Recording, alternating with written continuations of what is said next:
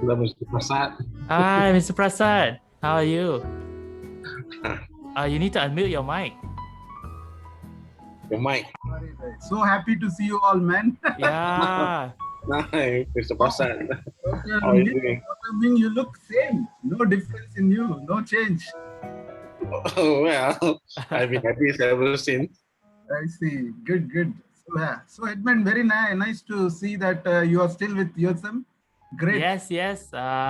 I'm now joining as what do you call it? A part of the lecturing staff. So it's a new experience. Excellent. In Yeah. journalism department? Yes, Or in, yes. Yes. Together with Dr. Ming. Yeah. How have you been, Mr. Prasad? I'm okay. Last 5 years, see, after I left USM, I joined Singapore institution. For a couple of years, I was there. Then 2016, I joined Abu Dhabi University in Abu Ah, Dhabi. So, and you must be aware that we also signed a memorandum of understanding with the School of Communication, right? yes, that is correct. So yeah, it was wonderful to get together or interact with all of you. Dr. Juliana and had the chance to meet everyone and discuss. Yesterday I had a chance to talk to Din also, my Din. Yes. So yeah, great. It's great. So so far, how is it going? So far with the conference, everything, praise God, is okay. Yeah. Okay. The teaching experience is a little bit challenging though. Yeah, with the pandemic. Yes, online, especially it is actually more work for us. Yes. Even though we're working from Yeah, home, it's true. It's true. yeah, we have to do so many things and also follow guidelines, protocols. Especially I teach production, so it is more Yes. difficult. Oh, yes. Every time students they say I have some excuses, they don't come to practical. Oh, they have practical session. Such kind of problems we face, That is and true. also monitoring their assessments. Everything is difficult. That is true. Uh, So, well, it's a pleasure. I will also, I think I am the third one to present, right? So, yes. Yeah, it is. It's really great to see you again, Mr. Prasad. Yeah. me too also. I feel very happy to see all of your faces. Yeah. Unfortunately, this is our last week of semester.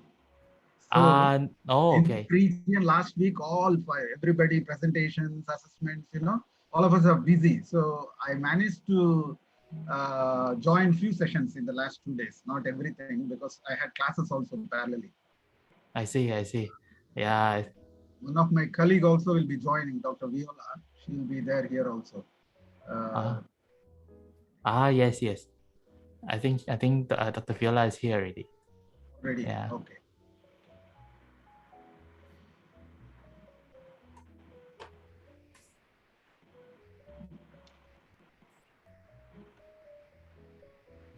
All right. I think we still have one.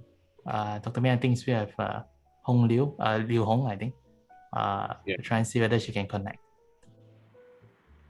You are all operating from the college, the school, or from your residence? Only the operators in school. Yeah, only me in school. Yeah, because I now have a You can see you are wearing the mask. yes. I now have a 3-year-old, so Yeah, it's tough at home. I know. Of late, Malaysia seeing increase in the number of cases, right? Yes. Concerning last year and all, it was not so bad in Malaysia, but this year looks like, yeah. That is true.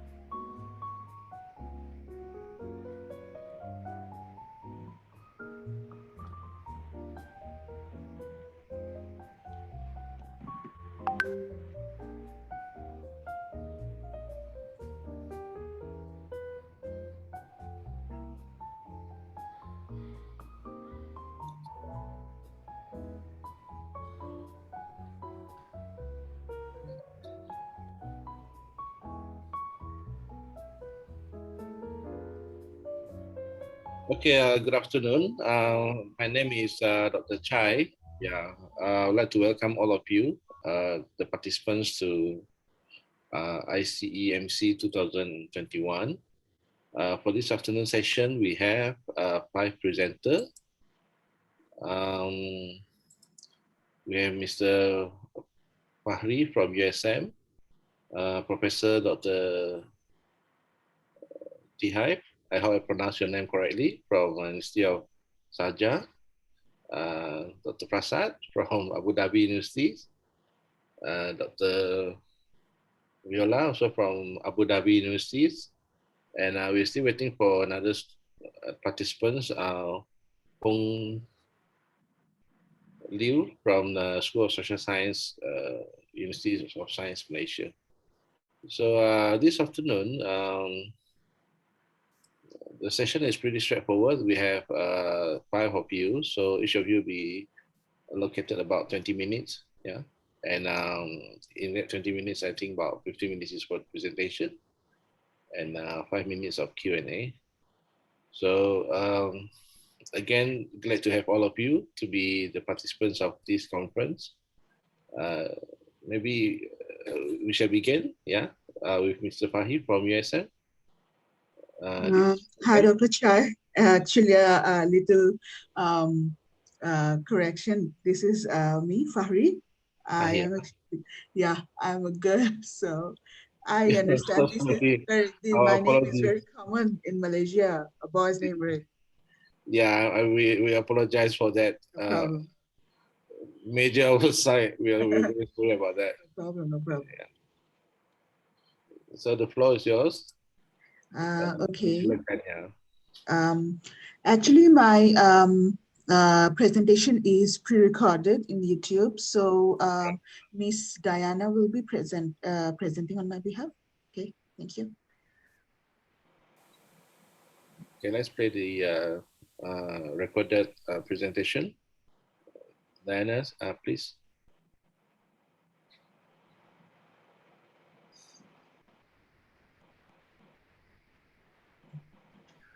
Hi everyone, Assalamualaikum and good day. I'm presenting impact of COVID-19 on international tourist arrivals from China, Saudi Arabia and United Kingdom to Langkawi, Malaysia. The presentation is on behalf of Dr. Hasrina Wafa and myself, Fahri Ahmed. To introduce, this is the very first study to forecast the impact of tourist arrival trends to Langkawi from its top 3 source market, China, Saudi Arabia, and United Kingdom, from 2020 to 2022, post the impact of COVID. This is very important because tourism is actually a very key industry in Malaysia. It is the 3rd major foreign exchange earner of the nation and contributes to many local businesses and trades. It also contributes to many industries such as hospitality, transportation, food and beverage, art, entertainment, recreation, aviation. So it creates employment for many people.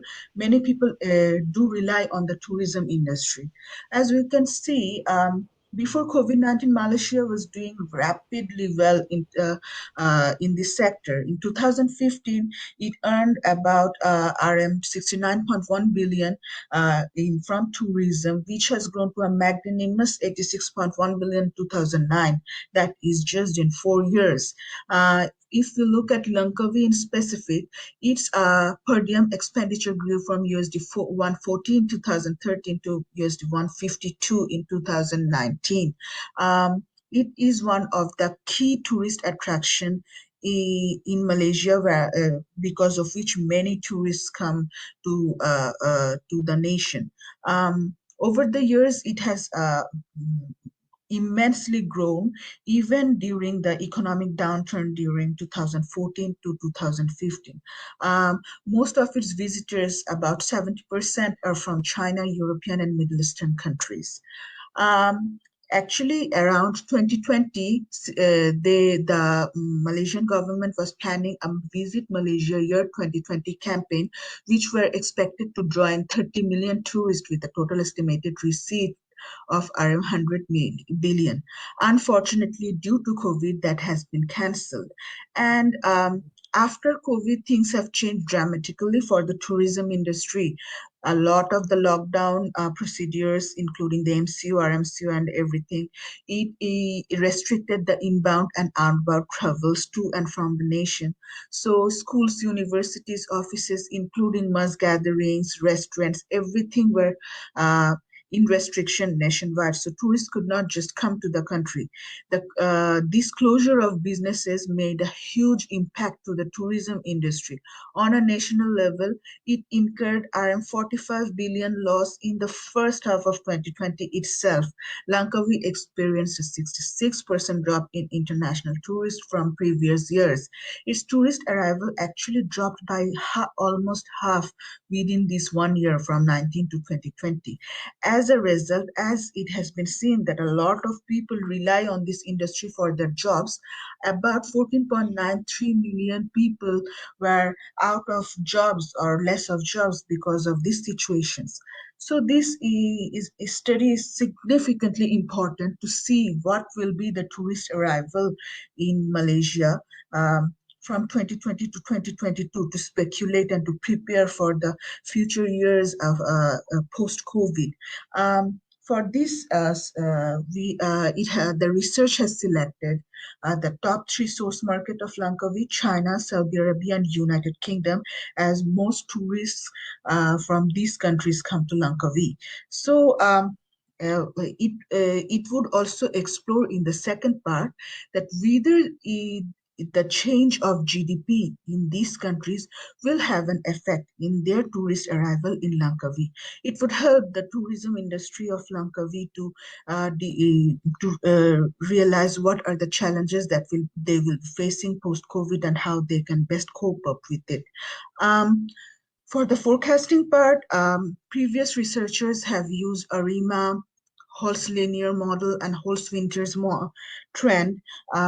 For Langkawi in specific, new model, gray model, has been used in one of the researches. Another research used ARIMA and EFRIMA. But in previous research, most popular were ARIMA and Holt-Winter smoothing method. For the processing of data and analysis for this research, the data collected here has been secondary yearly data from 2003 to 2019. For this study, the tourist arrival data has been collected from Tourism Malaysia and Langkawi Development Authority. As for the annual GDP growth data on the top three source market, China, Saudi Arabia, and United Kingdom, it has been collected from World Bank data website. Now let's come to data analysis. The first part will explore the forecasted tourist arrival in Langkawi from its top three source market for 2020 to 2022 using both ARIMA and Holt's linear model. It have used expert modeler to find the best fit model to generate the forecasted results.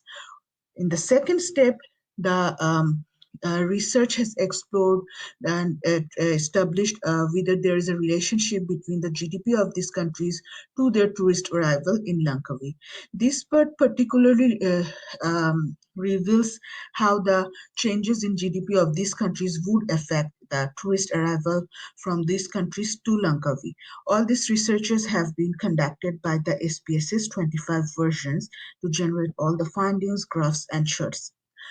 So firstly, the Holt linear model. This has been used to forecast tourist arrivals from China and Saudi Arabia in Langkawi. This is because the yearly data of these two countries' tourist arrival found this best fitted model, the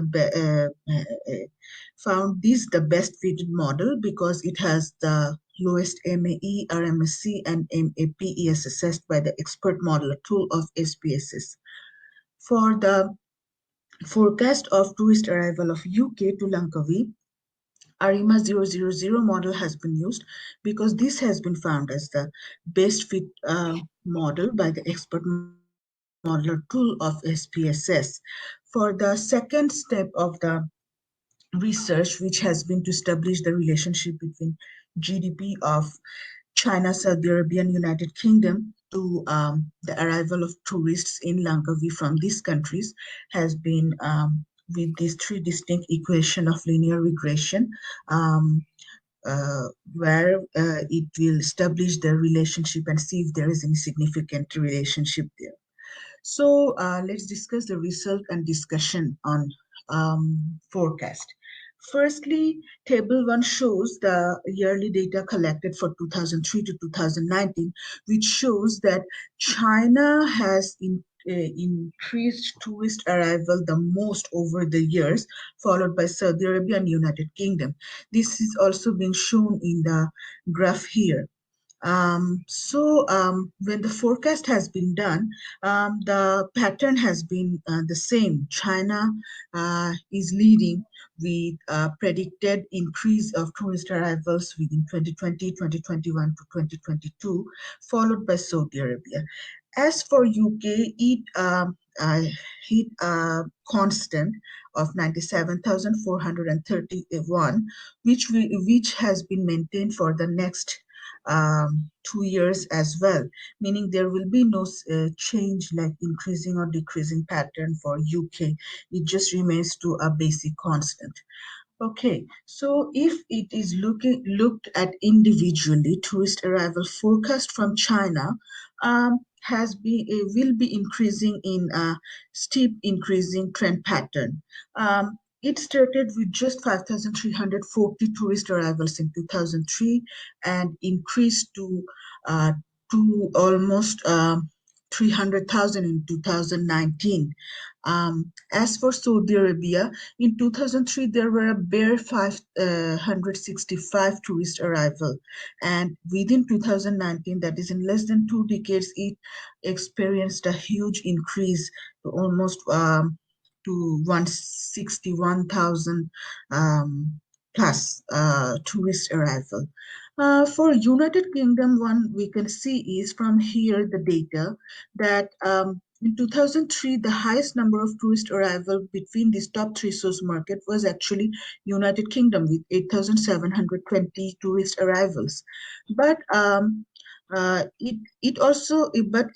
it increased within 2019, China actually surpassed it, and when it is forecasted in the next 3 years, it is seen that it is going at a constant average, not increasing nor decreasing either. Okay, so as for the relationship between the GDP and the tourist arrival of these countries, it has been seen that China and Saudi Arabia's GDP growth has significant positive relationship to the tourist arrivals of Langkawi, which means if GDP of these countries changes, then their tourist arrival to Langkawi will also change. As for the United Kingdom, there has been no such significant relationship. That means any changes in GDP of UK will not impact their tourist arrival in Langkawi. For the linear regression, the accuracy of the study has been tested to verify how the independent variable of the equation is being explained by the output. It is seen that 84.8%, 91.6%, and 83.4% of the independent variables of these countries has been respectively can be explained by the output variable, which is which means there is reliable data. So for overall discussion, it is deduced that for Langkawi, if there was no COVID-19, the tourist arrival from China would have been 14% increase in 2021, 12.3% in 2022. In Saudi Arabia, the numbers would have been 5.6% and 5.3% respectively, but there would not have been any such impact, or it could not have been derived for United Kingdom. So that means if there is any negative impact in the economy of China and Saudi Arabia, it will definitely impact the tourist arrival in their tourist arrival in Langkawi. As for UK, there won't be any such impact as there's a static trend. That means in the recovery process, China and Saudi Arabia will take more time than UK. UK will bounce back faster in the tourism regard as there is lesser reliance on GDP towards their tourism growth to arrive in Langkawi. So how this study can be useful for Malaysian tourism industry? In a lot of ways, actually. So now the Langkawi tourism industry can better predict the impact of global pandemic and what tourism policies can be approached to better prepare for the future. It will assist both governmental and private agencies in the development of bounce forward strategies in terms of the current system, practices, business models, and operation.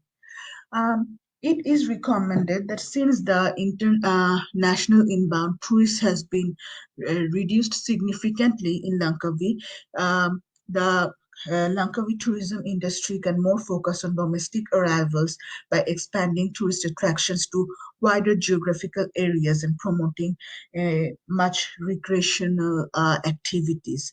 They can also adopt to SOPs using AI and distance measuring and warning system for the safety of the tourists coming to Langkawi.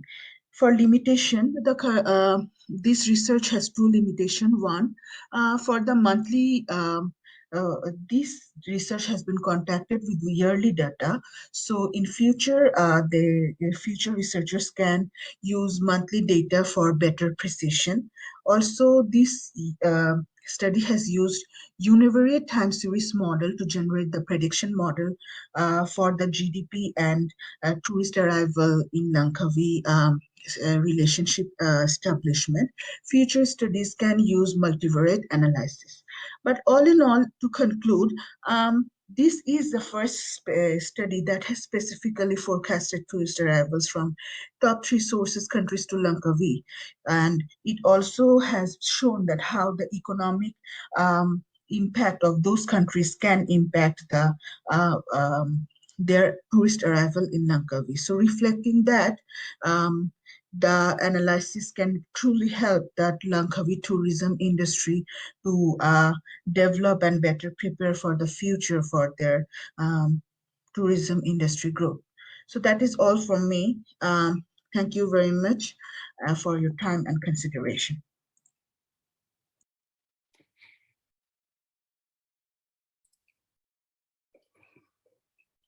Okay, thank you to Ms. Fahi. We'll now open to the floor for any questions from the participants regarding this presentation.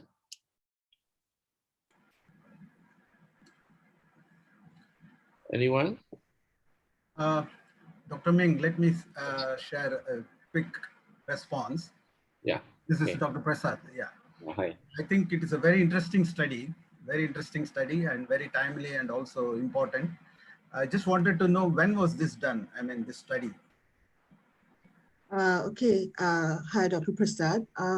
This study actually started somewhere in during the end of 2020. So that's why our data, as you can see, it has been collected from 2003 to 2019. Okay. Thank you. Overall, it was very comprehensive and interesting. And I'm sure this is significant in the sense that it contributes to the tourism industry, especially Malaysia depends on tourism so much. I really appreciate this effort. Thank you. Thank you. Thank you so much. Any other questions from the floor?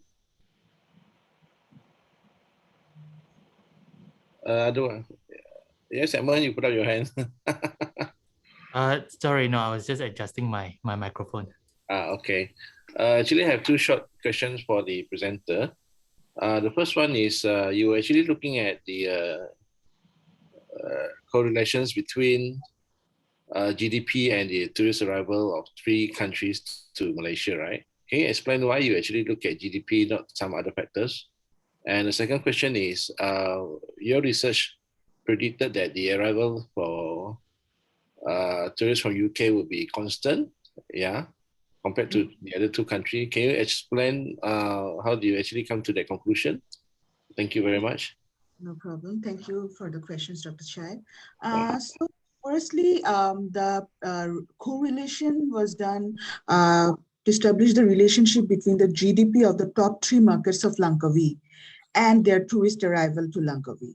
especially GDP, because at the time when we were doing the research, the most updated information was in GDP, that how the countries were affected.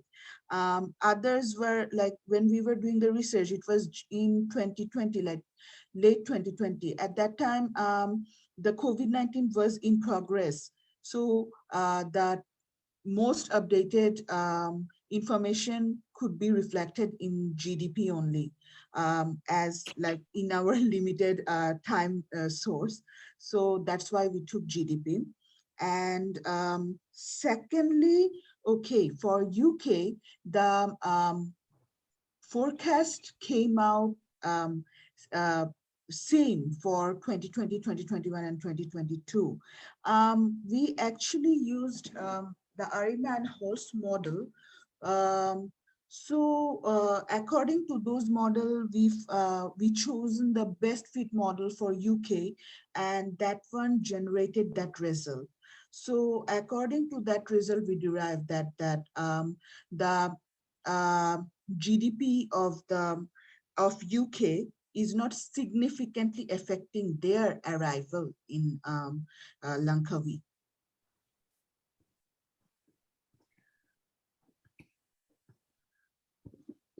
Okay.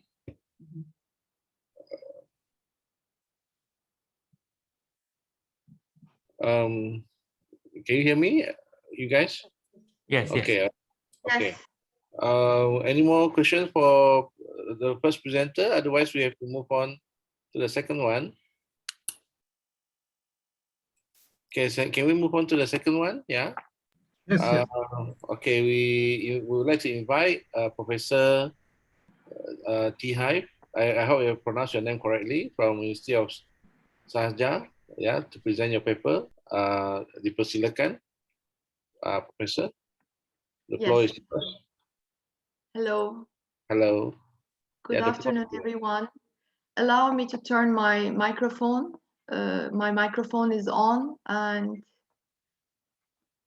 I think everybody is hearing me well, right? Yes, yes. Yeah. Okay. First of all, I would like to say thank you to the organizers, and also I want to say thank you to the reviewers who had given feedback to us, and we will integrate those into our full paper. And as the title suggests, myself and my colleague, we worked on a paper where we linked two things: sustainable tourism and Generation Z, communication students' understanding of sustainability and sustainable tourism. I'm affiliated with the University of Sharjah, but now I'm joining the conference from my home country. A very brief overview of our research. Generation Z communication students' understanding of sustainability and sustainable tourism was analyzed in our study. 5 focus groups were conducted with students from a university in Turkey and from the United Arab Emirates. As you know, sustainable development is considered as a very important goal for many countries, and also higher educational systems in the world plays a role in increasing the number of graduates who have a very complete understanding and knowledge of sustainability. And also, when we talk about sustainability, it's a very broad area, and sustainable tourism has also gained interest, and especially the unplanned consumption of natural sources brought further attention to sustainability in tourism.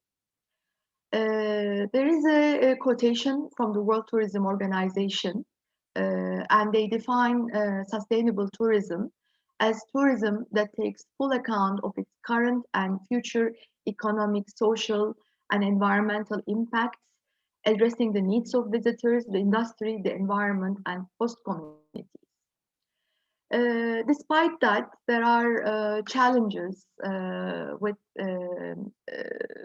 sustainable tourism, And what are those challenges? We cannot, expect everyone to give similar interest and sensitivity to environmental sustainability, given the lack of equality in income and life quality. The other challenge is preserving resources and at the same time consuming and renewing them is a costly initiative. And thirdly, there are also other priorities, other high priority societal problems ahead of this. On this slide, there is the definition of a generation, but in our research, we dealt with generation Z, and this generation of people born in 2000 and beyond. And the literature described this generation as the digital generation. And they have also other characteristics such as having high self-confidence, independence, freedom, dependence on technology, and willingness to communicate through social media. And they are ascribing a lot of importance to individuality. We also would like to walk you through some studies that have been done on sustainability and Generation Z. For example, a systematic literature review on sustainability in retail market shows us that this generation has totally different behavior. They are sustainability oriented and tech savvy, and they are interested in companies and brands who can connect with them and enhance their experiences. Another study which has been done in Greek universities and with students living away from home on the food consumption behavior of Generation Z. And the finding states that the focus of sustainable food consumption behavior is limited to eating seasonal fruits, vegetables, and purchasing regional food. One other study, this is done by, which looked at the Italian Generation Z consumers and luxury goods. And the study finds out that different, CSR strategies should be adopted based on the characteristics of young consumers of luxury brands. In our research, we are saying, sustainability is an important issue, and it is associated with the tourism sector both as a challenge and as an opportunity. And Generation Z students is the generation who would be the decision makers and traveling in the future, and then they should be the ones who would take responsibility in sustainability. And also, we wanted to study how informed they are on this concept. So necessary curriculum revisions, modifications can be also made to prepare them in the higher education system. Three research questions guided us from the perspective of Generation Z. What is sustainability? What is sustainable tourism? And what could be done to achieve an informed generation that on sustainability and sustainable tourism. It's a qualitative research, and as we all know, focus groups, when moderated well, it creates an environment where the participants feel comfortable. They share their opinions, and then it is possible to reach a wide range of views on the research topic.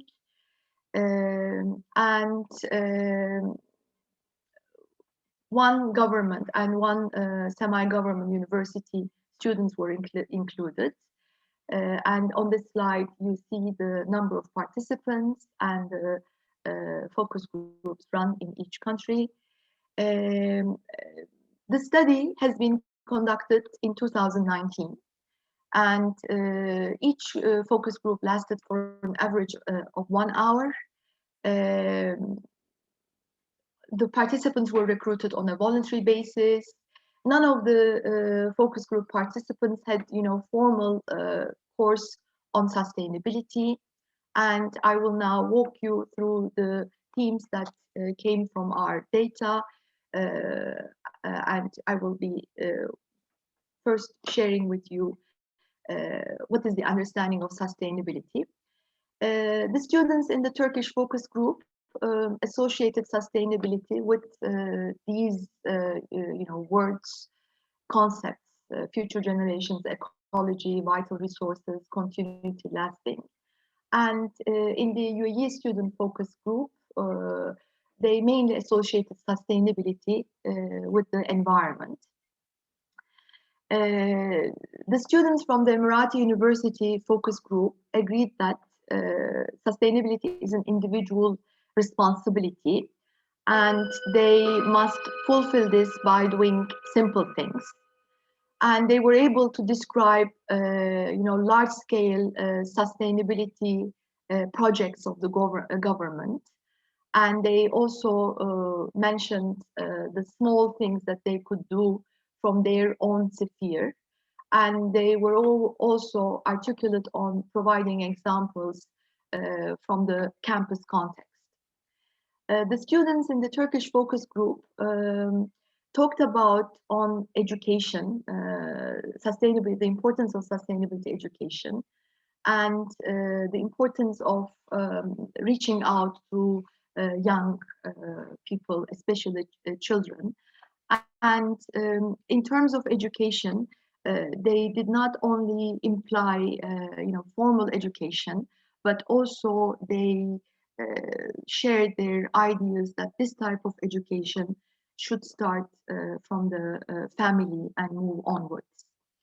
And also in the discussions, there was the impact of laws and sanctions beyond voluntary sustainable efforts of people were brought up. For example, they gave, during the time the study was conducted, the shopping bags were sold. That was a new rule, and they talked highly about this exercise, about this example. Sustainable tourism as a concept and what can be done for sustainable tourism. The Emirati University students, they gave ideas for promoting sustainable tourism through celebrities, social media, movies. Also, they mentioned fines, education. The Turkish students associated sustainable tourism with ecotourism, restoration of historical artifacts, educating also tourists on sustainability, and discouraging tourists from harming the environment and polluting the seas. And also they were able to provide some examples from the Turkey context where because sustainable tourism was not in place, some places have changed along with time, and they said that they wouldn't want this to happen to other places in their home country. Maybe one striking difference which was noticed in the focus group was the travel behavior when the students from the UAE group, they mentioned that their behavior changes when they travel abroad. Maybe we can, open this up in the discussion part. Some general comments. Both student groups understood sustainability, but they mainly associated it with environment. So we can say that they have a limited understanding of the concept.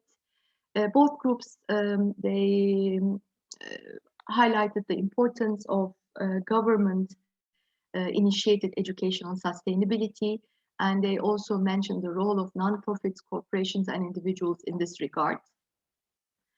The Turkish student groups, they said that the efforts should be targeted to children. The Emirati University students creating awareness was through campaigns, celebrities mainly. Both groups were very fine with the role of sanctions, and also, they even suggested some taxes or portions of fines should be used to fund sustainable initiatives. As a general, conclusion, what could be said is they do not encourage or motivate others for exhibiting sustainable behavior. So in that sense, they are not really, initiating things. This is one major thing that we found in our focus groups. And maybe because due to the fact that more focus groups have been conducted in the Turkey context, these students presented a broader view of sustainability and provided more examples of sustainable tourism. And the UAE University students' examples were mainly specific to the nearby contexts.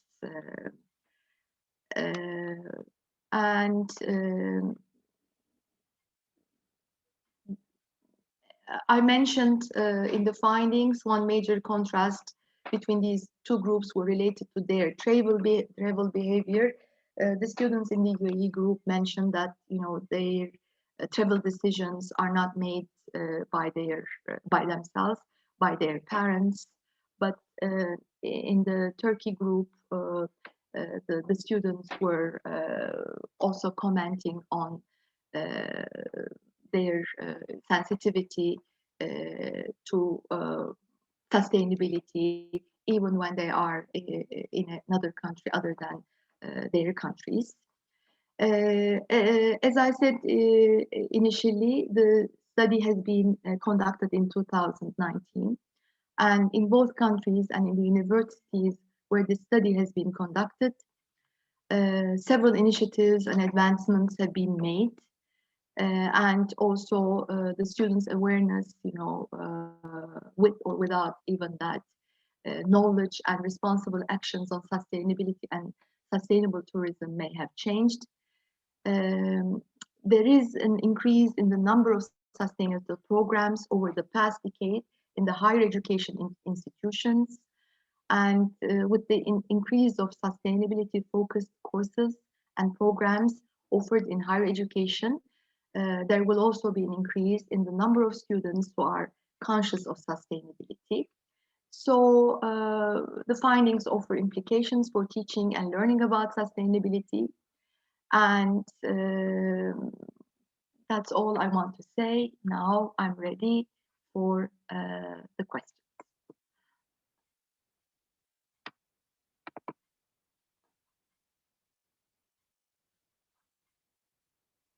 Hello, anyone from the floor? Any questions? Dr. Ming, Yes. I just want to share a quick, yeah. Yeah. It was a very interesting presentation, and it highlighted the importance of sustainability very nicely. And it was also interesting to see a comparison of two groups, okay? And my, it's not a question, I was wondering whether this study can be further enhanced with the help of a quantitative study, for example, to understand the awareness. So Dr. Professor Sarah is highlighting that the awareness level among the students is not that good. So I was wondering whether that would have been of any use. Thank you. Thank you very much for your question, and greetings to you also. Yes, definitely. I mean, it's a qualitative study, and a lot of things could be done later related with the issue of sustainability. I think you're also working in the United Arab Emirates, doctor. Am I right? Yes, yes, Prof. Yes, from Abu Dhabi University. So, you know, we know the context, how important sustainability is also from the government agenda. But in our research, we also wanted to look, for example, Turkey, UAE, there are both, tourist destinations. And Generation Z students, they have, similarities. And whether we would be in a position to find similar things from this type of qualitative study. So it's possible to work on this issue from different angles and from by using also mixed methodology. Thank you. And also including maybe other countries as well. This was our idea. And if you have any other feedback to improve our paper or suggestions, it's also most welcome. Thank you,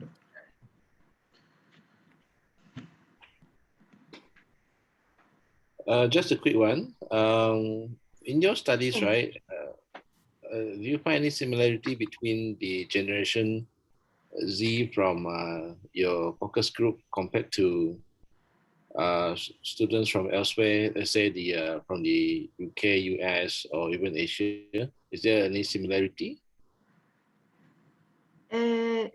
This is something we need to look at. We thought that Generation Z students, they are sharing certain things.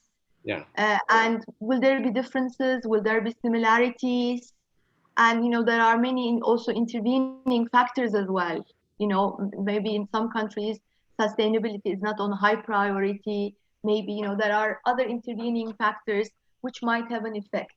But to create, one of our goal was also with the study a practical goal to create to link this with the higher education system, to offer opportunities for that group of students, to be more knowledgeable on sustainability and sustainable tourism as well, with the courses integrated into the system in the higher education. Okay, thank you. Thank you very much. Any more questions from the floor, please? Anyone?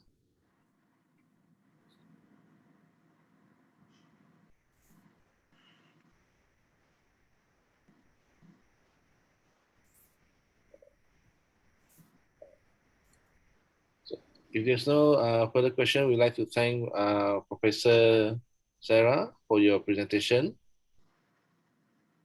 Thank you, moderator. Thank you. We'd like to move on to the next one. Dr. Prasad, dipersilakan, the floor is yours. Thank you, Dr. Chai. First of all, it is my pleasure to be in this conference. As you all, maybe the other participants are not aware, I was with USM for 14 years. So all of them are my former colleagues, and it is a pleasure to be in this conference and present my paper. Thank you. We were your former students. We were your former students. Yeah, including. Thank you, Dr. Yeah. So it is my pleasure. Well, my study is a very simple study. It's like a pilot study. I'll go through it and then we can discuss. Thank you. Let me share my PowerPoint.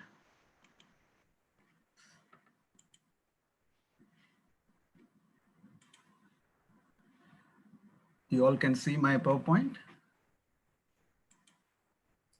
Yes. Yes, looking good. Okay, thank you.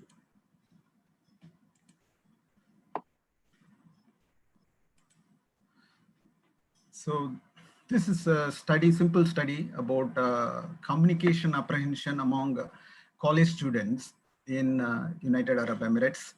And basically the study, we wanted to see the levels of communication apprehension among college students, because we all know communication apprehension can interfere with students' participation in academics and also socializing and cognitive development.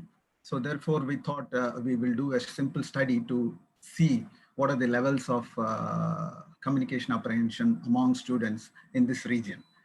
So for this study, we have used the definition defined by Mr. McCroskey, who points or defines communication apprehension, which is like fear, while in oral communication. Okay, it's an individual's.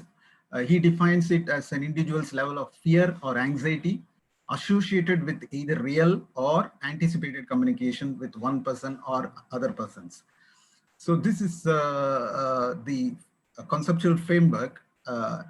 And further, communication scholars like Horwitz and Cope, they pointed out that it is a type of shyness characterized by a fear of anxiety about communicating with people.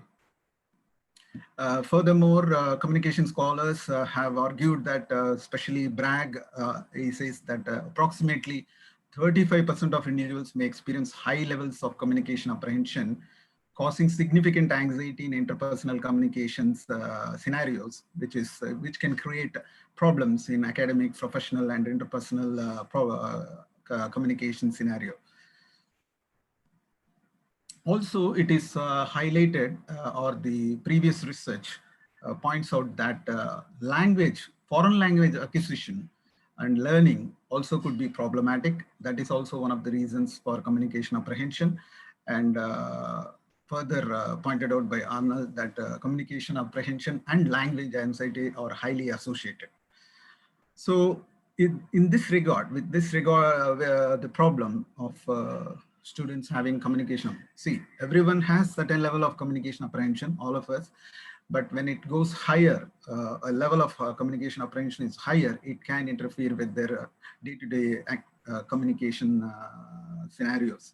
So in this regard, not much research is there in this region. So it is essential to understand how to address the needs of students with high levels of CA, especially with high levels of CA.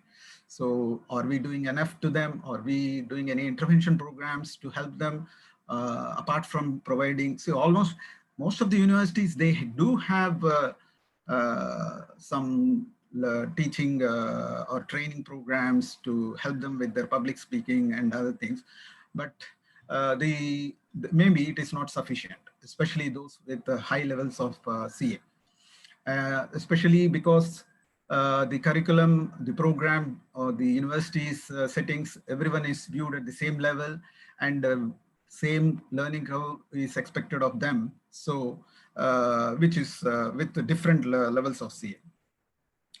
Students with high levels of CA may experience problems in these settings, like in socializing or in academics or academic development.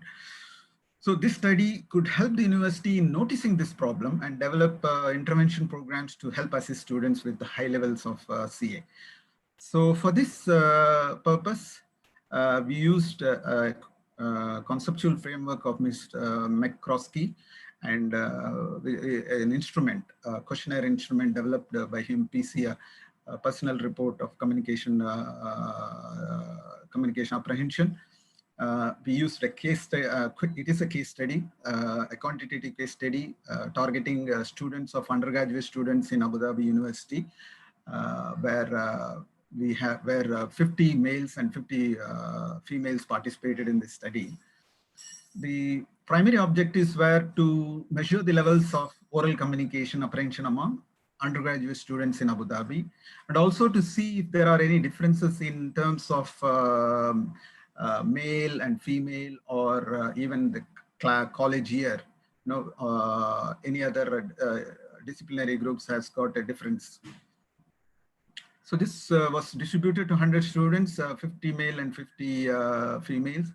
And in this questionnaire, this is a questionnaire instrument developed by McCroskey.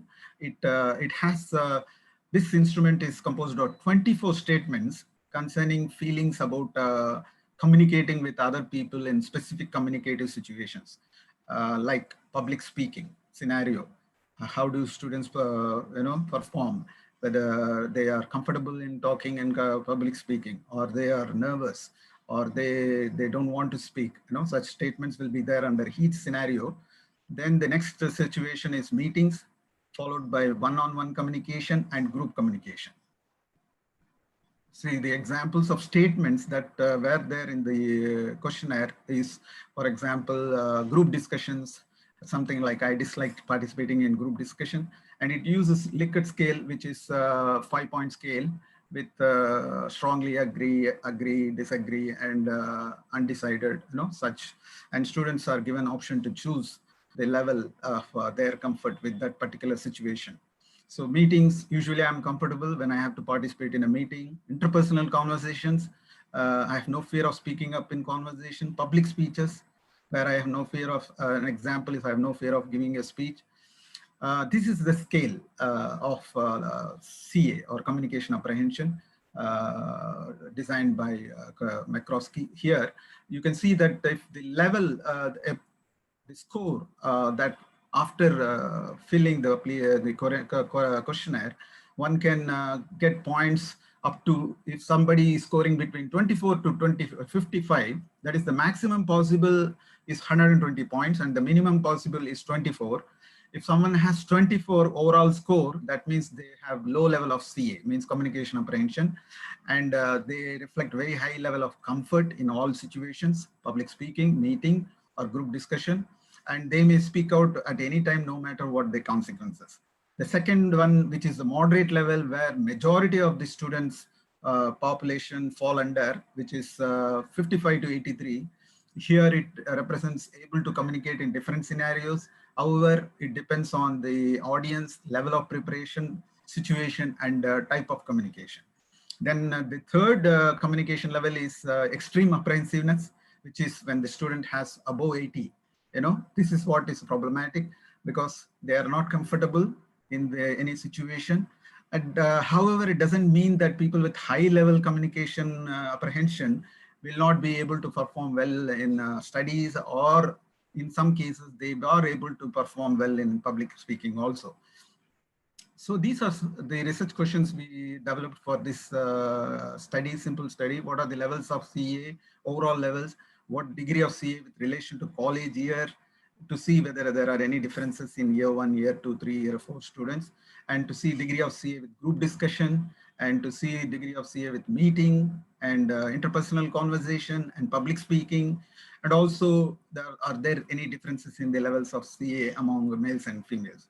So I will take you through the simple data that we collected, and it shows very clearly here that levels of CA among the students, 100 students, you can see that majority of them are falling under moderate category, which is 77, and very few, 10 are in high and 13 are in low.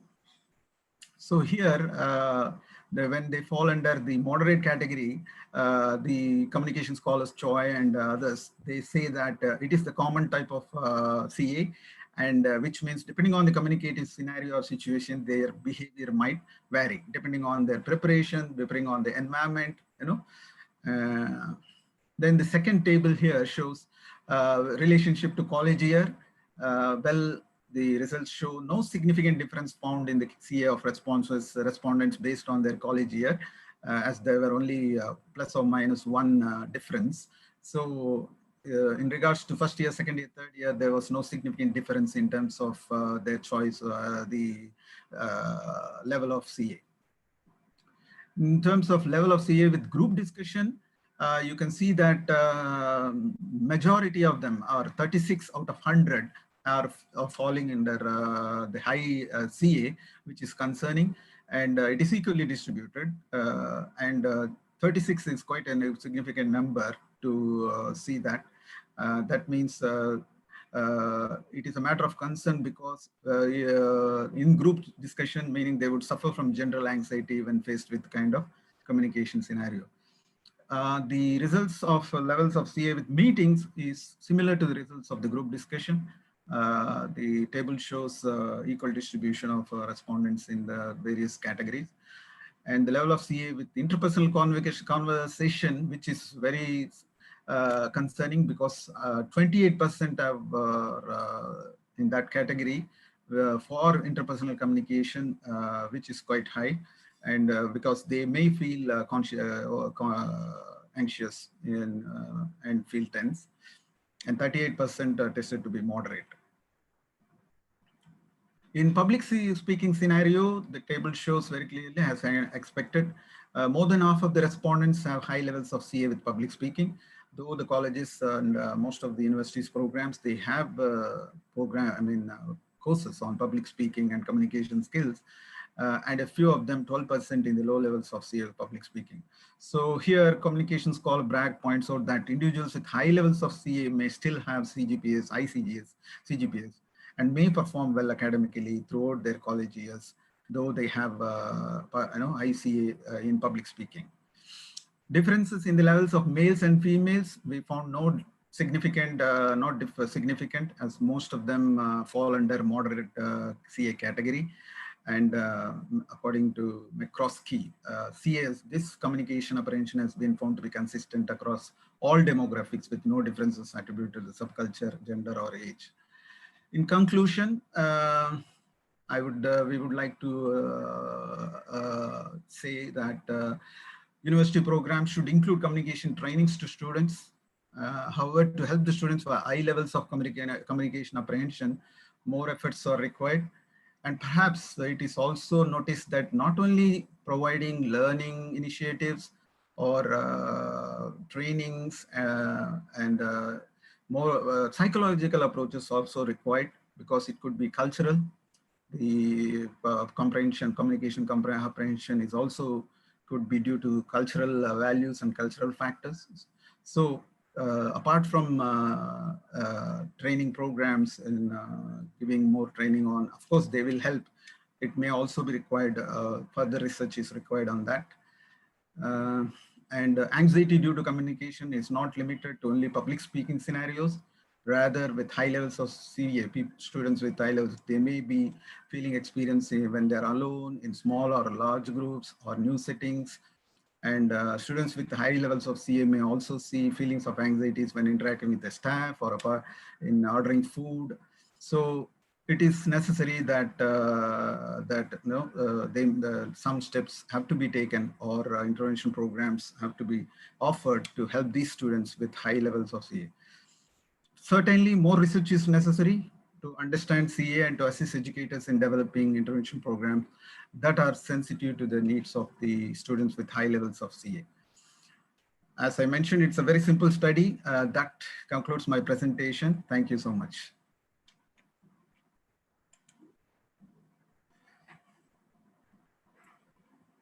Thank you, Dr. Prasad. We'll leave it to open to the floor for any questions for the presenter. Hello, I don't have a question, but I just want to say you're being unfair to yourself by saying it's a simple study. No, it's a very important one. Maybe, I don't know, what are your plans as, three authors of this paper? How are you going to move later? Are you going to suggest this, changes to the university, to the program? Yes, I think the next step would be to look into maybe we need to do focus group discussions or qualitative studies to understand what could help the students, and do more research on what measures we need to take, especially to develop intervention programs. We have to see what kind of intervention programs, and I also mentioned this could be cultural, and we have to still identify. I think that part can be done with a qualitative study. So that is what we are aiming at. Thank you. All the best. Also, Sarah, thank you.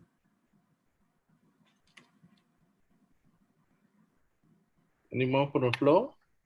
Otherwise, I have a simple one. Okay. In views of the current situation in which most of the class has moved to online, do you think that it's actually helping to reduce the level of anxiety among the students, or is there no difference how they behave physically is how they behave virtually? What is your point of view about that? Thank you. It's a very interesting question. I know I never thought about it. Thanks for pointing it out to me. Yes, I think in my personal experience, to a certain extent, it helps when it is virtual. But I won't say that significant difference. But there are students who I'm sure in a face-to-face situation, they would not have come up to talk or Right. raise their point of view. During a virtual session, they're able to speak and contribute in the discussion. So I agree with you that there is a difference when it comes to virtual. Those and even presentations, they're able to give presentations without nervousness. I can see that. Yes. Thank you. Just even my personal experience, I think there are improvement in terms of interaction. They are not to say all, but some are more confident with what they want to share with the class and things like that. True. The next question will be on social media. There's a lot of studies about how this generation Z is lacking the communication skills due to social media and things like that. So perhaps your study could also look at in the future the usage of social media versus the level of anxiety. If there's any link between that, the one that's more into social media tends to have. This is just an assumption, but perhaps that's welcome. Thank you. I think that is also a very interesting point to see what kind of level of anxiety they have in in communicating in social media. Something that in our future study we could include definitely. As I said, it is better. I think the next future action will be to go for a qualitative study, maybe a focus group or the in-depth interviews with students to understand. And perhaps the idea you have given is definitely worth it. I will definitely take note of that. Thank you so much. So, any more questions from the floor, please? Otherwise, we could move on to the next one. Dr. Viola, I hope I pronounced your name correctly. Yes. Yeah. Thank you. Good afternoon, everyone. Yes, thank you very much for having me here. I know it's afternoon there, right? Yeah. All right. I think you can see. You can see my screen. Yes. Presentation. Okay. So my topic and my paper is about the effect of Netflix on the UAE society. And I am Dr. Viola Julbegay, and I work at Abu Dhabi University as an assistant professor. Now, in the introduction, here I included a little bit. I don't want to go through the history of Netflix. Everyone knows, the variety of the content, and it's new. It was only in 2016. And it has become now the go-to entertainment platform for people of all the ages, as we know, including elderly and children. Netflix has molded into the daily lives of a huge percent of population, and this percentage mostly in this during the pandemic is amplified. So it's more and more people are following and are watching Netflix during this period, especially in the last year during the pandemic. So as COVID-19 spread and the countries they went on lockdowns, it was inevitable that people would search for a form of entertainment that does not require them to leave their houses. So Netflix served this purpose, and driving people also to purchase Netflix subscriptions if they did not have one already, and pushing them to spend several hours of the day watching the Netflix content. So of course, just like other countries, also in the UAE, it happened the same. So there was this rise in seeking Netflix applied to the UAE society as well.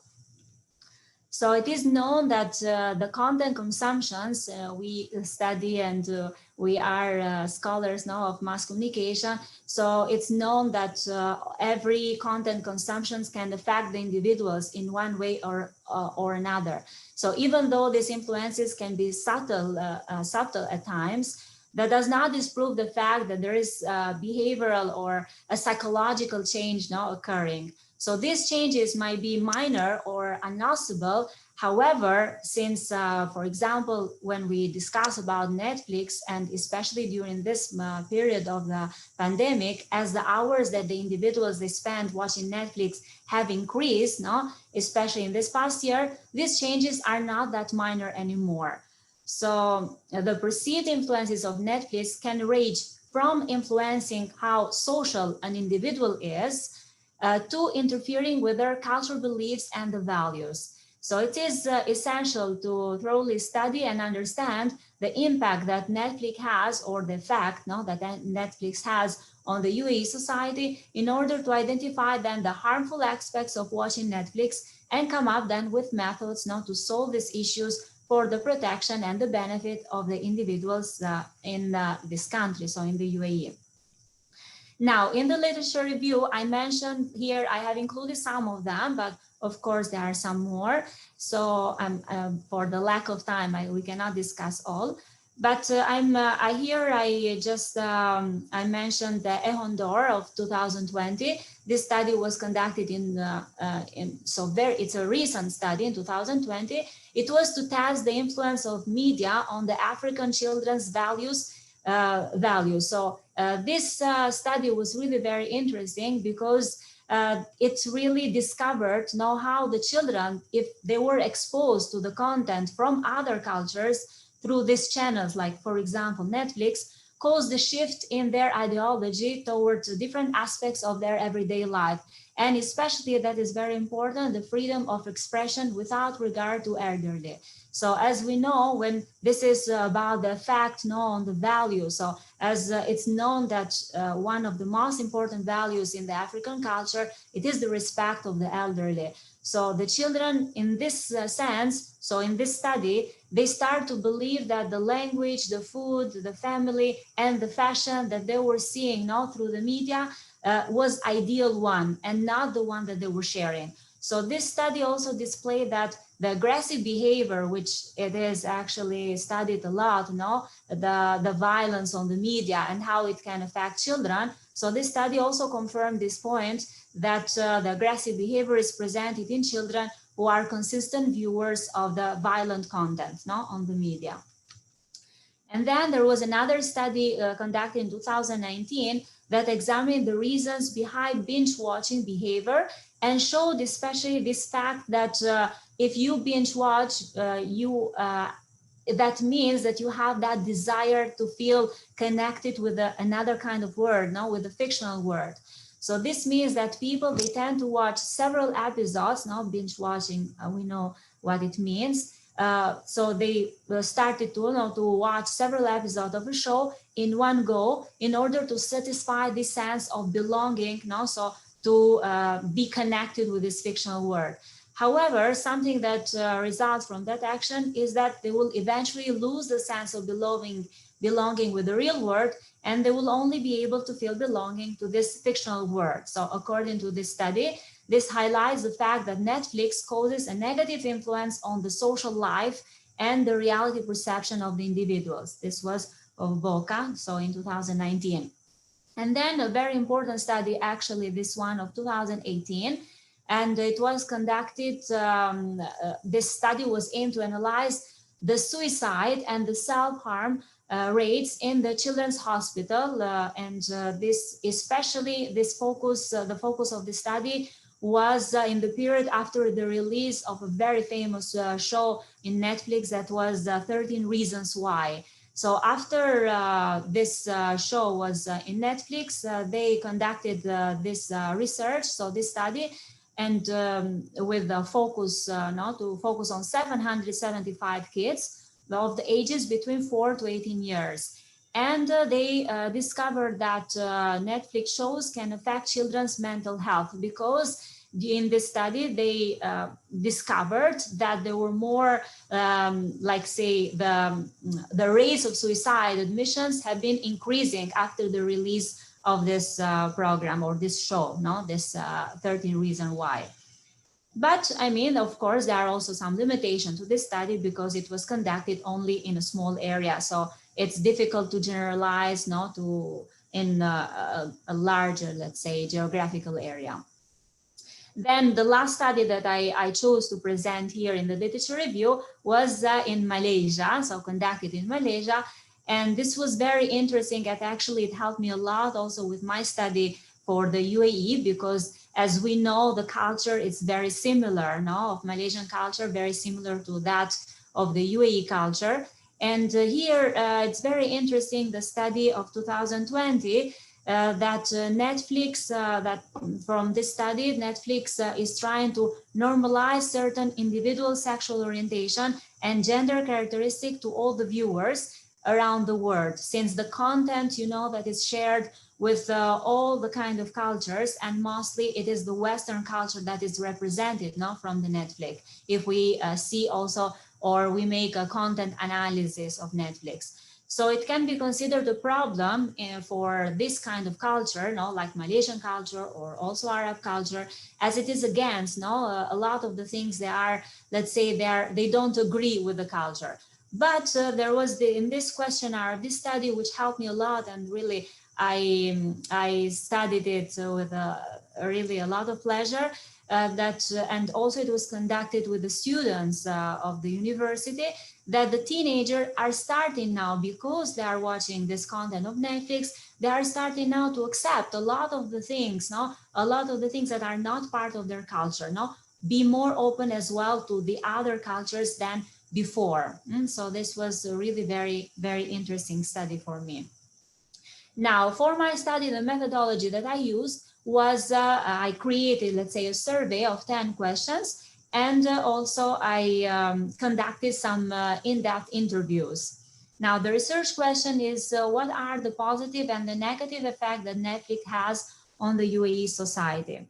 And in the data collection, so as I mentioned, I created this survey of 10 questions, and I asked the respondents different kind of questions about themselves, but also about the others. So you will know also that the third person effect, no, of as a theory of mass communication. So what they thought, or if other people also had an effect on this on the Netflix.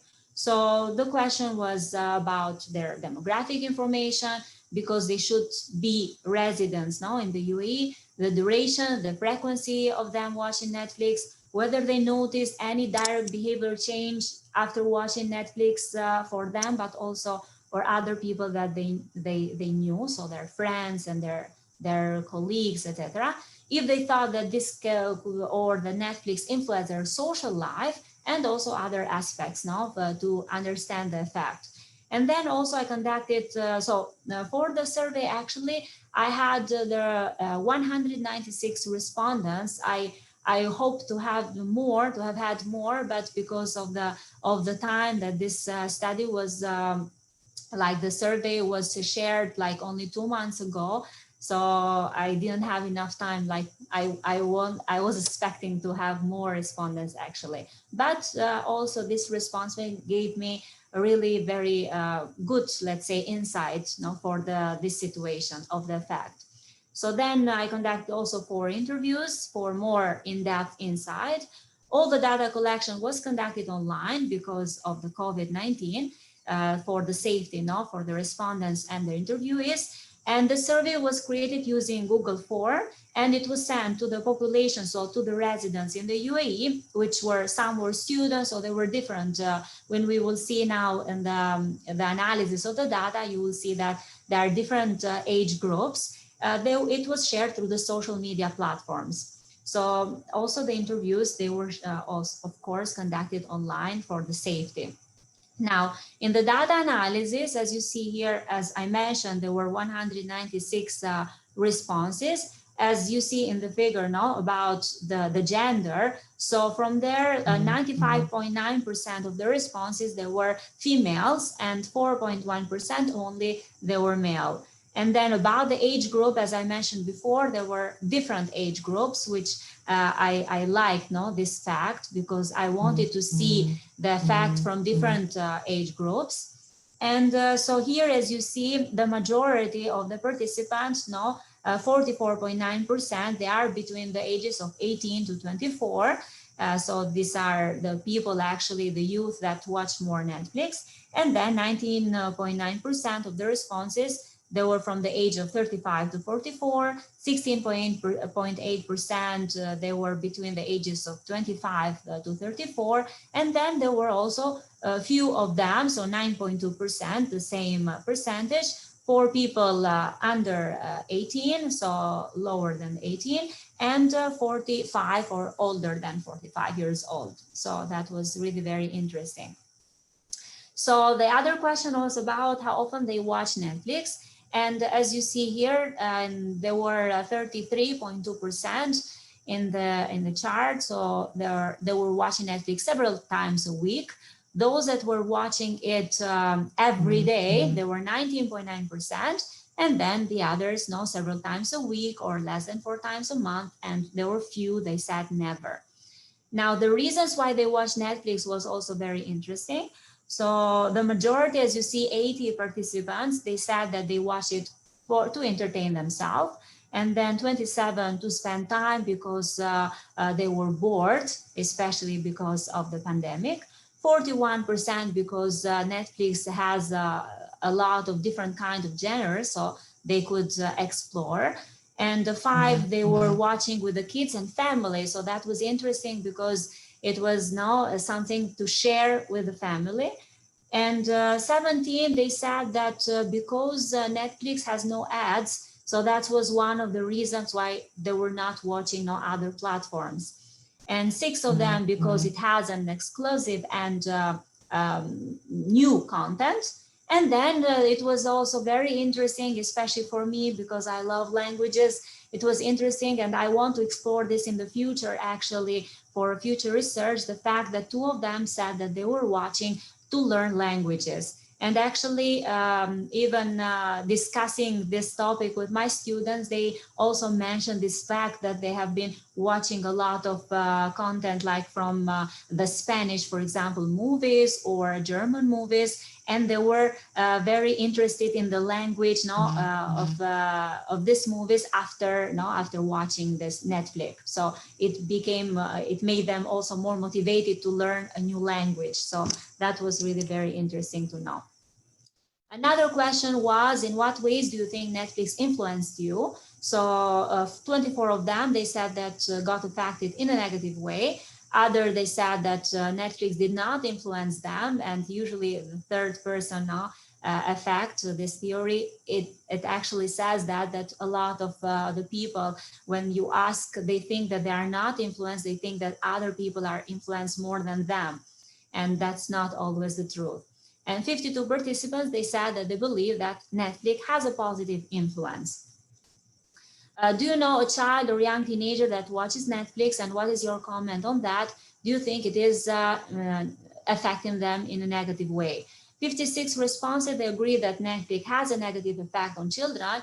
25 participants explained that the effect depends on the user, so on the number of hours watched. And 18 participants, they said that they believe that Netflix does not have a negative effect on children.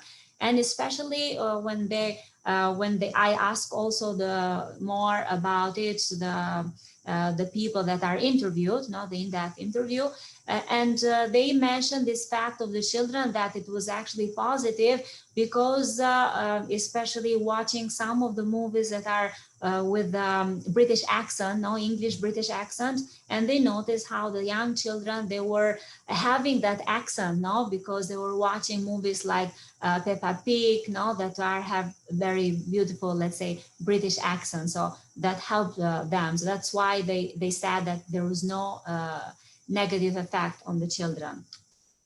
What is the biggest impact of Netflix on our culture, so the UAE culture? And there were different answers, different answers for this question. I just included here some of them. Some, they said that Netflix leads to cultural degradation because of the new norms that created in Netflix content that affects the morals, and it makes people believe that everything is acceptable. And this is what also the study in Malaysia, no, they also explored and they discovered. So this was also interesting for me to understand how some people, they think that that's not good, no, that Netflix has some movies that are not good, not acceptable for the culture. Other, they said that also it changed the preference for the food and for the clothes, no, the way of dressing and the way of like eating as well, the choice to eat, because people were starting to drift away from their culture and prefer mostly, no, the Western culture because of Netflix. So in the preference of food and clothes. And another answer was that Netflix is making young people believe that they should be open-minded and accept anything which is making them slowly merge into other cultures. And especially here in the UAE, since I have also some of my colleagues here that they are working in that, or they have worked in UAE, they are, I think they are aware of this situation, no? That the Emirates also, especially the locals or even the government, they want more like they want the Emirati culture to be stronger, no? And they are feeling that it is, let's say, people are a lot more attached, let's say, to the Western culture, and they are forgetting a little bit their culture. So that is the also a risk, let's say, that Netflix is bringing in this case. Another question was, do you find yourself accepting concepts that you are against or that you were against previously? And as you see here, 39.3%, they were neutral, and they 22% agree with this. And then they were 17.8%. They disagreed, no, with this, no, that accepting the concept that you were against previously. So they were not accepting. Then, do you notice Netflix affecting your ability to finish your work on time? This was also an interesting question because I wanted also to understand about about the social life. So if they were more attached to watching, let's say, movies than or to be far from their social life, like in general. So in this answer, 29.3%. So they said sometimes they could affect the ability to finish their work on time. And so other answer was that 29.3%, they said never, but there were also others, they said 23.6% that said rarely, and there was actually a small percentage, they said often or always, always, and often 11.5%. So I think that maybe also from the other answers that I got, that they were watching most in Netflix after the work. So that's why they were usually the majority they mentioned, that they could finish their work on time. But here there is no, let's say, I wanted to have more answers, I thought that I was going to have more answers of always in this part, in this question, because of the, because I like for the, to discuss, let's say, the fact if the people were stopping to work and then like for the social media, for example, that also during their work time, the people that also they can stay in the social media, but this was not the case. So it is interesting as well to know this. The last question, do you think that Netflix has influenced the social life positively or in a negative way? And 18, they believe that it depends on the usage. So that is interesting. 28, they stated that it did influence them in a negative way. Most probably they were the same responses. They said that they were not finishing their work on time. 38 participants agree that Netflix has a positive effect on their life, and the rest of the participants, they said that they did not notice any change in their social life. There were, of course, also some interviews. I think that also my time, maybe I don't have time. The interviews highlights, Dr. Chai, if you can tell me like for how long I still have. Maybe another 5 minutes. Okay, that's great. So I will finish that. So these are some of the interviews highlights. Again, I asked them more questions about the effect of Netflix on the culture and what they thought on themselves as well. So the effect it has on themselves, on their social lives. And some of the answers were that Netflix influences people's social lives. Of course, in my paper, there are more, the answers, they are really explained much more. And they said people start performing Western beliefs and habits. She said that Netflix can change the moods or the gestures and can cause people to lose themselves in the fictional world. Many things on Netflix are still unsuitable. That was an interesting answer as well, related to the culture. Netflix creates tolerance and introduce people to other cultures. So there were people actually that were positive with this situation. So they were positive that for them it was a positive fact that Netflix could explore, no, could explore, yes, the let's say show differences, no, different culture. But other people, no, they shared that was a negative thing because they were then away or making them, let's say, stay far from their culture. Half of the interviews, they started accepting the concepts that they were previously against. So I think also this is a positive thing of Netflix.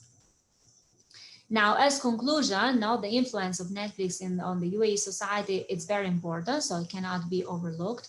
And this was, I'm planning, let's say, to explore more this field or the fact, especially because I like a lot, no, this kind or this to work on this part of the mass communication, no, to explore the effects usually of the media on the people, on the individuals. So I'm planning to explore more this fact of the Netflix, the influence maybe in not in general, like including different kind of things, but mostly to focus in one thing, like the social life only, or about the culture more in specific, no, about the lifestyle or the other things, no, that are related to it, to the Western culture. So this contact.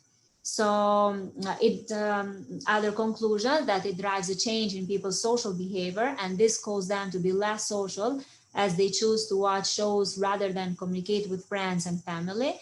Then Netflix also affects the attention span of the audience as they would be used to binge watching. So this was some of the studies now that were focused on the binge watching, causing them to face difficulties when having to pay attention for prolonged periods, so for a long time. One of the most concerning influence of Netflix is how it influences the cultural beliefs, no, and especially the values. So this, I think, it's not a very positive thing, because as a society, the values are the core of the identity of one country. As we start to lose touch with these cultural values, we lose a tie that connects everyone in that society. So that was something that also that study of the African, of African culture, they discovered. So that is not so positive. Now, some recommendations that individuals watching the shows in group, they can watch these shows in group through the video call, so they can connect, let's say, that concept of watching Netflix would be one that drives to socialize instead of putting people like out or outside from the social life. Individuals maybe can get new hobbies and activities to replace binge watching habits, especially after this pandemic then will end. Parents, especially this is for the children, parents who limit the time their children spend on watching Netflix and other entertainment platforms. And this is a risk now for all the children that are many hours in front of their iPads. And also parents making sure, especially for the culture here in the Emirates, making sure of celebrating cultural festivals with their children and other things, other celebrities, let's say, other holidays, like for religious holidays, for example, in order to enhance the cultural values, so that the values would not be threatened as much when watching Netflix, and the individuals watching the shows that promote the belief of their own culture. So these were my recommendations. Yes, thank you. So this was the last slide. Any question from the floor? Hi, Fari here. Hi. So just sharing with Dr. Viola, last year I actually did my master's research on binge watching in Malaysia and how it is affecting the television, the traditional way of watching television. So I see that your research, it is also very connected to this. And I also did a little bit research on how Netflix is affecting now the way people watch TV. So do you think for the UAE society, if that thing is also like analyzed, that how Netflix is in turn affecting that traditional way of watching for people, that can facilitate this study further? I didn't understand. Sorry, can you repeat the last part? Okay. In UAE society, is Netflix affecting the way people are watching television in Ah, traditional way? yes. Yes, yes, yes, So, of course, of course. Especially because, as you may know, no, in the UAE society, so there are so many different people living here, and especially because the main language is Arabic. That's also something also to discuss and something to explore as well in another study. So the main language, as you know, is Arabic. But few people know, especially the expats that are living here, they are residents, they live here maybe even since 10 years or 12 years, even like in my case, they don't know Arabic. So that's why a lot of the things, when even from my experience when I came in the UAE, I was not watching TV at all, because it was very different from the TV that I was used to, and that is one of the reasons. And also because most of the things now that are in Arabic language, so don't know that. But with Netflix, it has changed a lot, and especially in the last years, I think starting from 2019, mostly that in the UAE, Netflix has become one of the most important platforms actually to watch, and almost everyone, they have or Netflix or the Amazon Prime, and where they can choose, and especially this for the expat as well, because there are people here like coming, like for me, like in my case, from Western country, like from Europe, or for coming from India. There are a lot of Indians living here, from the Philippines. So Netflix in here in the UAE, it has movies now for all the different cultures. And from Korea as well, there are so many movies in the Netflix here in the UAE. So yes, it's more, I mean, they are watching more Netflix and Amazon Prime as well than the traditional TV. okay, thank you so much. Um, That does answer my question. yeah, Dr. Viola, I actually have two comments on your research. Taking from yourself as example, you were saying that you watch Netflix because of the language differences. You know, the local content doesn't jive with you because mostly they're in Arabic, right? So I guess Most in Arabic, they are also in English, of course, but so could yeah, I very different. could I say that you are watching Netflix not because of Netflix influencing you, but rather because of your situation being different from the local citizens, hence you watch Netflix. So what I'm saying is that it's very important for us to be careful between what we presume to be the effect of Netflix, which sometimes is actually the cause of the effect, not the effect itself. What I meant is that some people, they are prone to watch Netflix because of their perceptions and values rather than the other way around, in which Netflix influenced actually their values. Uh, Yes, in no, when I agree with that. Yes, but I started to watch Netflix very recently, actually, maybe also because of the pandemic. So yeah, yes, but I can say that it's, I mean, we can discuss about it. In my case, because everyone's case is different, of course. But I mean, here in the UAE, also discussing with people and also with my students a lot, and they share the same. And my students, they are also different nationalities. They are locals, they are Arabs from other, no, from other, not, I mean, there are Arabs from not locals or from other countries, but they share the same, no, they share the same things, that they are influenced a lot. And even for the languages, as I mentioned, that a lot of them, they were watching movies that are very famous. These movies like the Spanish movies that are here very, or the Korean also movies that are very famous. So they don't watch only things that it's consonant with their values. They watch also things that are different from their values, and that's why they are influenced from that. So that's why my case, of course, I cannot take my experience mostly because I also study. Now I am also, let's say, a scholar of mass communication. So my influence, the influence that I may have, is different than the normal people that they don't know how the media works, in general. Also, my next comment is actually on the terms that you use, culture and values. You use that a lot in your research. But I think we have to be careful about our assumption here to assume that there is a Western value and there's a Eastern value, and it's very, your assumption is that people are influenced by Netflix. So after they watch it, they change their value. So was that the outcome, or Yes. was that actually the effect? Sorry, Well, one of the values that maybe I didn't mention, but one of the most important values, that is the collectivism. No, as we know, the Arab culture, it is a collectivistic culture, while, for example, the Western culture is most of the but there's a lot of debate about that, right? On whether collectivism versus individualism is a Western versus Eastern kind of culture. So what I'm saying is that we cannot actually generalize on things like that. Well, the Arab culture, it is collectivistic culture, and the Western culture, mostly the American, since mostly the movies that are in English language, they are produced. Yeah, but there's a long. It is an individualistic that, right? culture. On the I study also the culture, so I'm aware of that. So that influenced a lot in the movies, and the role of the man, the role of the woman that is represented in the movies. So I think that's very generalized statement, right? To say that in the Eastern culture, women are not given role and things like that. There are a lot of Eastern culture in which women play a very prominent role.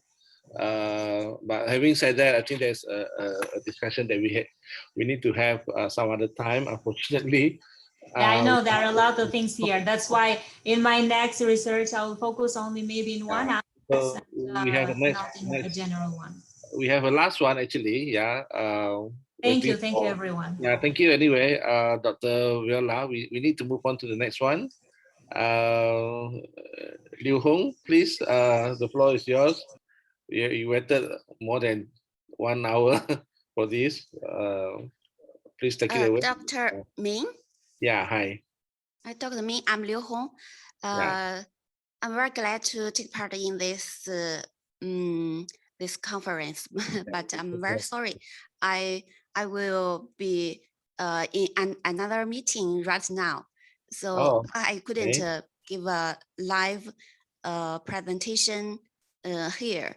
So please, can you please play my video presentation video for me?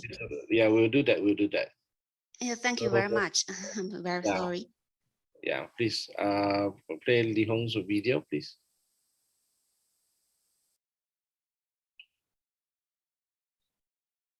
Hello, everyone.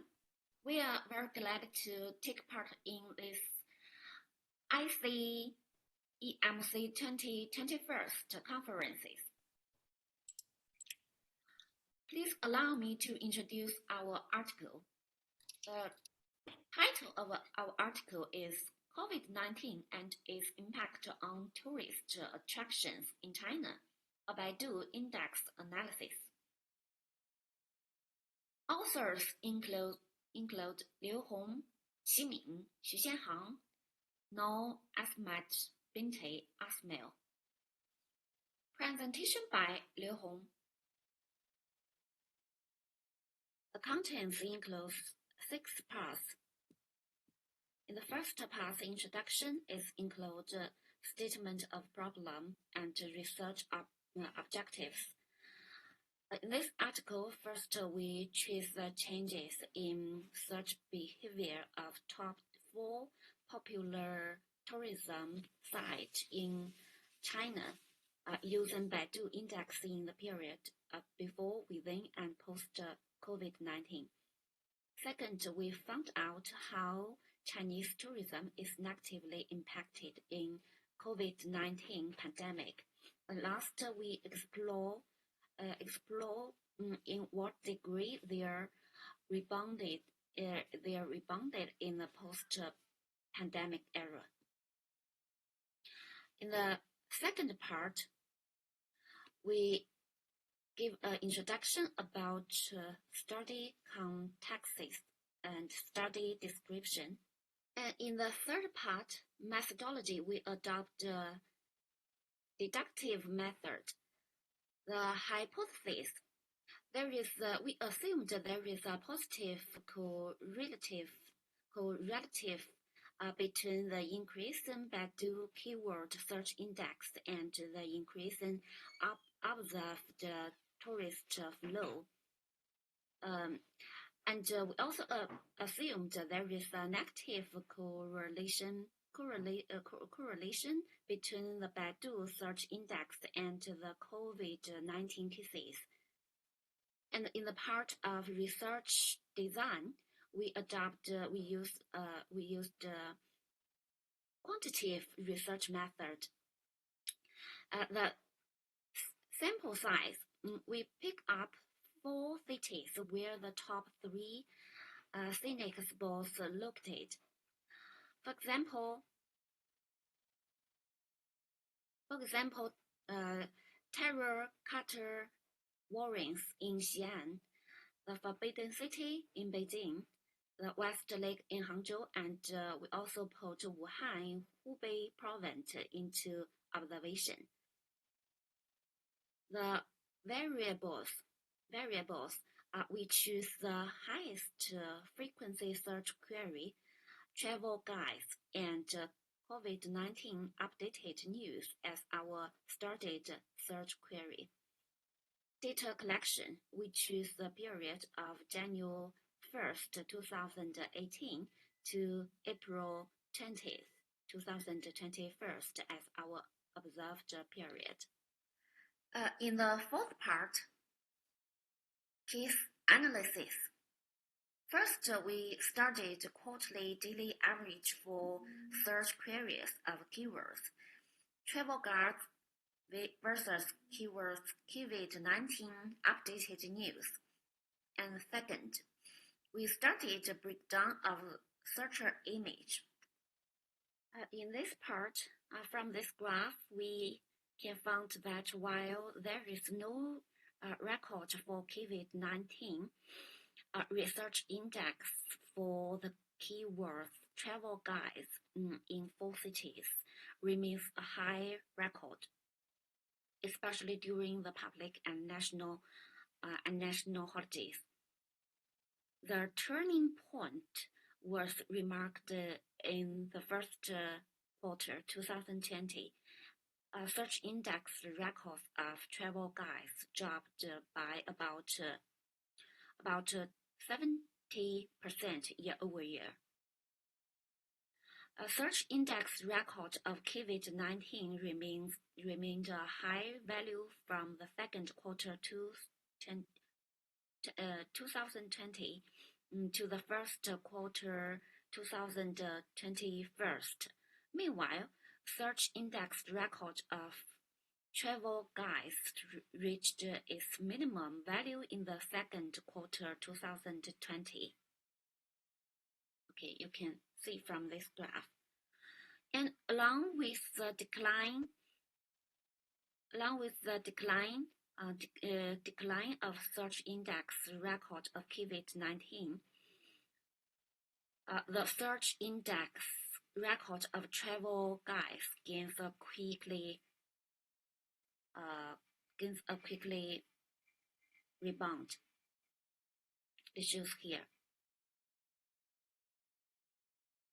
And from this graph, we can know that Xi'an attracts successfully most Chinese people from different parts of China and becomes the most popular tourism destinations in East,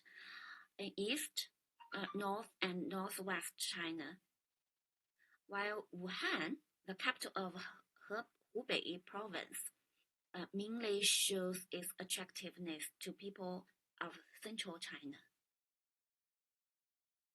And from this graph, it shows that the largest proportion of tourists during This shows that the largest proportion of tourists using searching agent aged from 20 to 39. The smallest proportion is aged less than 19. Mainly because by not allowing frequently to access electronic device as a juvenile. And from this graph, we can learn that female were more easily attracted than male tourists by the hot tourism destinations. Firstly, Hangzhou, then Xi'an, and then Wuhan. Beijing shows the highest attractiveness to male tourists compared to other destinations. And the last graph, it shows that male was more concerned the pandemic development situation than female. In the fifth part, we give two measures, two proposals to the smart tourists in China to survive the pandemic. In the last part, we give the conclusion as well as further research directions. First, we suggest set up a linear regression model to examine the visit data of tourism destination and COVID-19 report cases and conduct predictions. Second, we suggest to put more sample tourism cities, more keyword search queries into observation. And thank you. This presentation by Liu Hong. I'm a lecturer in Tianjin Tianshi University, China. And I'm also a PhD candidate in School of Social Science, USM. Thank you. Thank you for the video, Liu Hong. Will you be taking questions?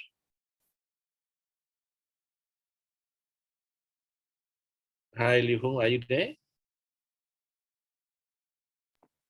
I don't think she's with us because she said she has another meeting to attend. Exactly. So it's unfortunate that she will not be. I think she's not taking questions from us. So I think this comes to an end to our sessions for this afternoon. We'd like to take this opportunity to thank each and every one of you for your participations in this conference. I think the organizer would like to take a photo of all of us. So can all of you please turn on your camera? All right. So that we could have a group photo. Thank you, Dr. Bing, for moderating this session very nicely and also giving your feedback for each and everyone. Well done, well done. Thank you. Thank you to my ex-lecturer, in fact. Yeah. So, yeah. Can we all turn on our cameras? Yes. So I think everybody's ready. So I will do the countdown to take a group photo. Just look at your webcam. 3, 2, 1. All right. Thank you. Thank you. So I think this comes to the end of our session this afternoon. So at 4 p.m. we're going to have our closing ceremony. So please move on to the main hall. Yeah. So we'll see you guys at 4 p.m. Once again, thank you very much. This is my first time. Could be a first time for some of you, but it's a pleasure to be at least seeing all of you virtually at least. Thank you very much again. Once again, thank you for your participation. Hope to see you face to face soon. Yes, of course, Prasad. Please come by. Yes, Doctor. Thank you, Edmund and Diana. Okay. Yeah, thank you, Dr. Prasad. All right. Do see you all at 4 o'clock at the main hall. Bye. Bye.